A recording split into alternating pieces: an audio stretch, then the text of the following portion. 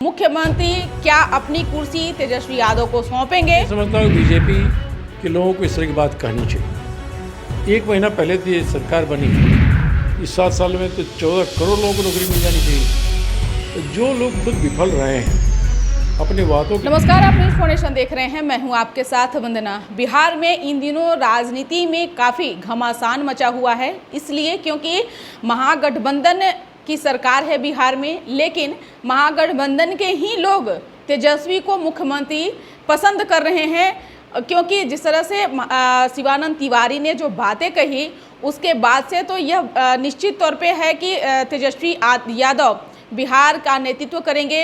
मुख्यमंत्री क्या अपनी कुर्सी तेजस्वी यादव को सौंपेंगे? हमारे साथ बात करने के लिए हैं कांग्रेस के बिहार विधान परिषद के सदस्य प्रेमचंद मिश्रा।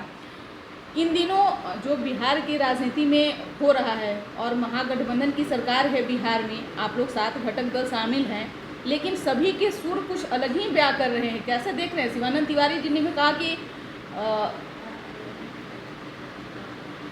मुझे नहीं लगता कि उनके इंडिविजुअल किसी बयान का कोई राजनीतिक स्तर पे चर्चा हो या उस पर कोई महत्व दिया जाए। शिवानंद जी प्रमुख नेता हैं, लालू जी और नीतीश जी के साथ काम कर चुके हैं, उनके मित्रवत रहे हैं, दोनों सरकार में शामिल रहे हैं। वो उन्होंने अपना कुछ सजेशन सुझाव भाषण में दिया होगा, लेकिन मैं समझता हूँ कि इस तरह के बयान देने से उन लोगों को परहेज करना चाहिए जो महागठबंधन शामिल दलों से जुड़े हुए।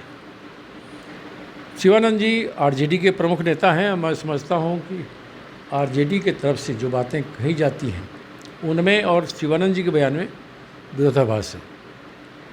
आरजेडी के तो ऑलरेडी नेता प्रोजेक्टेड हैं ही Tejashwi Yadav ji, deputy chief minister हैं और नेता प्रतिपक्ष रहे हैं, तो उनकी एक अपने आप में एक महत्वपूर्ण स्थान है।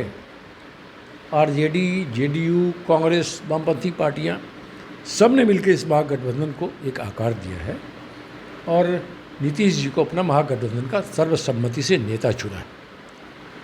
2024 का पार्लियामेंट हो, 2025 का विधानसभा हो, बिहार में महागठबंधन नीतीश कुमार जी के ही नेतृत्व में चुनाव मैदान में उतरेगी। इसको लेकर कोई भ्रम न किसी को है, न किसी को भ्रम फैलाना चाहिए।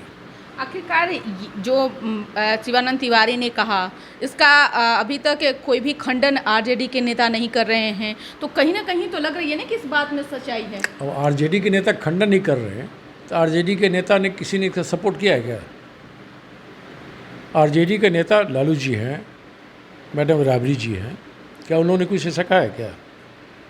शिवानंद जी का अपना सजेशन होगा। शिवानंद जी का बुजुर्ग हो गए हैं और वो संन्यास लेने की बात कर रहे हैं, आश्रम जाने की बात कर रहे हैं, किसको कह रहे हैं भाई? मेरे ख्याल से इस तरह के बयान से परहेज करना चाहिए उन नेताओं को जो महागठबंधन में किसी न किसी दल से जुड़े हैं और उस दल में प्रमुख स्थान पर है, वैसे लोगों को परहेज करना चाहिए। लेकिन कहीं ना कहीं अंदरूनी कलह शुरू है महागठबंधन की सरकार में। कोई कलह नहीं है, कोई कलह नहीं है, न कोई किसी प्रकार की कलह की शुरुआत हुई है। पूरे महागठबंधन शामिल पार्टियाँ आपस में एकजुट हैं और सबके अंदर में एक बेहतर अंडरस्टैंडिंग बनी हुई। सरकार सही डायरेक्शन में काम कर रही है। जब 2025 का चुनाव आएगा उसमें भी बैठ के तय करेंगे क्या होना नहीं होना।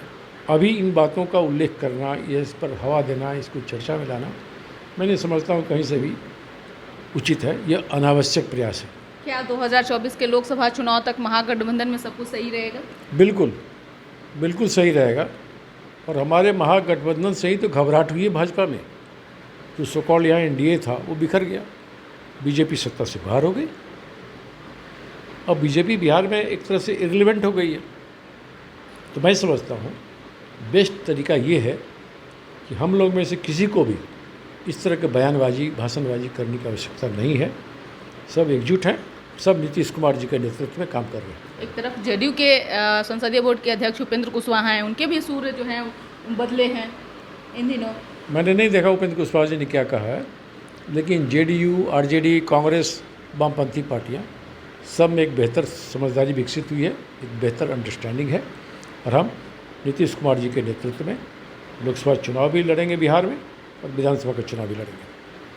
हालियों को जो हो गया है उसको गिनवाने में लगी हुई है, तो कितनी सच्चाई है इस बात में?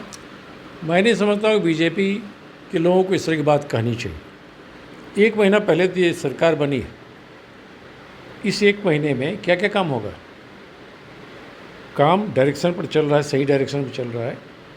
और जो लोग सवाल उठा रहे हैं नौकरी को लेकर, उन्हें तो खुद बताना चाहिए कि मोदी जी ने क्या क्या वादे किए थे। उन वादों का क्या हुआ? तो 7-8 साल हो गए मोदी जी को प्रधानमंत्री बने हुए।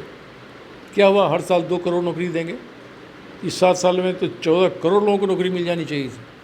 तो जो लोग खुद विफल रहे हैं, अपने वादों के साथ वादा खिलाफी किया है, खासकर बेरोजगारी और महंगाई वाले मुद्दे पर, उन्हें कोई हक नहीं है कि वर्तमान बिहार सरकार के उन घोषणाओं के बारे में जो की गई है उस पर 1 महीने के अंदर में सवाल खड़ा करना चाहिए। समय रहते सब काम पूरा होगा और उन्हें धैर्य रखना चाहिए। बीजेपी को हड़बड़ाइए मत, सब काम पूरे होंगे, सारे वायदे पूरे होंगे।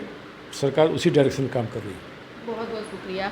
तो आपने सुना कि क्या कुछ कहना था प्रेमचंद मिश्रा, जो कांग्रेस के एमएलसी थे। साफ साफ इन्होंने कह दिया है कि विपक्ष को बेचैन होने की ज़रूरत नहीं है, सरकार बने हुए कुछ ही महीने हुए हैं, धीरे धीरे सारे कामों को पूरा कर लिया जाएगा। यही नहीं, इन्होंने अंदरूनी कलह महागठबंधन में लेकर के कहा कि कोई अंदरूनी कलह नहीं है। शिवानंद तिवारी एक वरिष्ठ नेता हैं और वो क्या कुछ कह रहे हैं, अब तक के उन सब चीज़ों पर ना तो किसी ने कुछ बोला है, ना तो किसी ने कुछ कहा है।